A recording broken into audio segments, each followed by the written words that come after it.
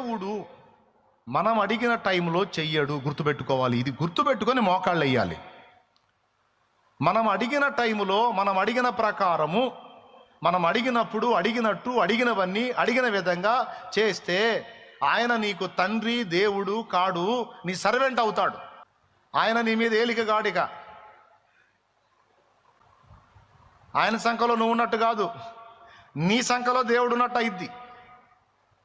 అట్లా ఒప్పుకుంటాడా? అట్లా కుదిరిద్దా? మనం అడిగినవన్నీ అడిగినట్టు, అడిగిన ప్రకారం, అడిగిన సమయంలో అసలు మన నాన్న ఎప్పుడన్నా చేశాడా? చేశాడా? చెయ్యడు. నానా నాకు 1000 రూపాయలు కావాలని నువ్వు 7 ఏళ్ల వయసులో అడిగినప్పుడు ఇచ్చాడా? లాగా ఒకటి ఇచ్చుంటాడు. ఏం చేసుకుంటావురా 1000?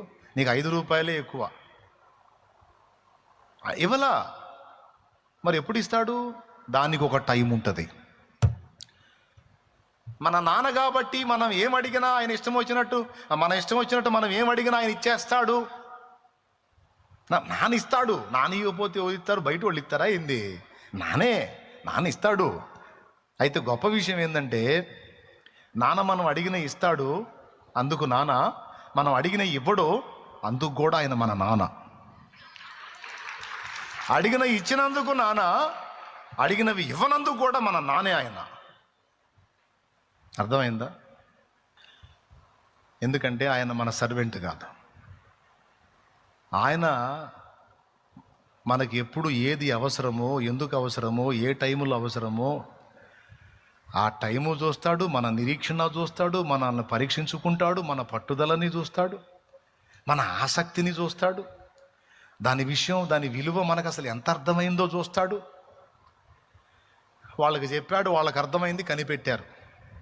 అట్లా దేవుడు ఒక కార్యానికి టైం తీసుకున్నాడంటే 4 విధములైనటువంటి కారణాలను బట్టి తీసుకుంటాడు, లేదా అంతకంటే ఎక్కువ కారణాలను బట్టి తీసుకుంటాడు. మనకంత దడ.